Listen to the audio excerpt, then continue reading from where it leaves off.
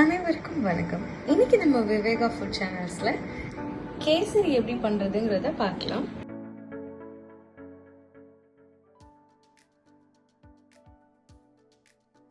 கேசரிக்கு தேவையான பொருட்கள் நான் இன்னைக்கு 1 கப் ரவை எடுத்திருக்கேன், 1/2 கப் சர்க்கரை, 1/2 கப் நாட்டு சர்க்கரை, 2 டேபிள் ஸ்பூன் நெய், உடைச்ச முந்திரி, காஞ்ச திராட்சை, ஏலக்காய் நுணுக்குனது, கொஞ்சமா கடலை பவுடர், 1 சிட்டிகை உப்பு.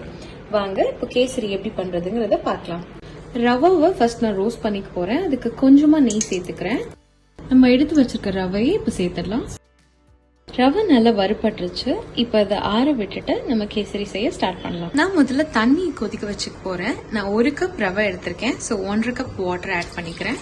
தண்ணி இப்போ சூடாயிடுச்சு. நான் எடுத்து வச்சிருக்க ஏலக்காய் பொடியை சேர்த்துக்க போறேன். கலர் பவுடரையும் சேர்த்துக்கிறேன்.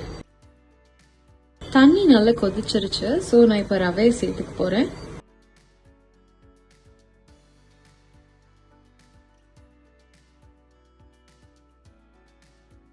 ரவா சேர்த்தாச்சு.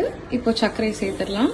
சர்க்கரையை சேர்த்துட்டு கலந்து விட்டேன். இப்போ நம்ம நாட்டு சர்க்கரையை சேர்த்துடலாம். கேசரியில தண்ணி சுண்ட ஆரம்பிச்சிருச்சு. ஸோ நான் நெய்யை சேர்த்துட்டு முந்திரி சேர்த்துக்கிறேன்.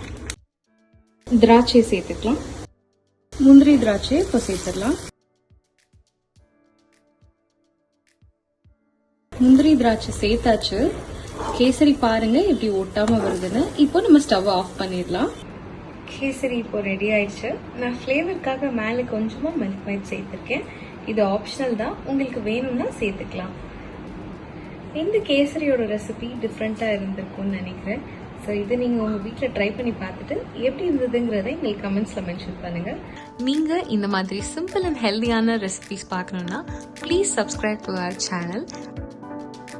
And please follow us on Instagram and Facebook as well. Thank you.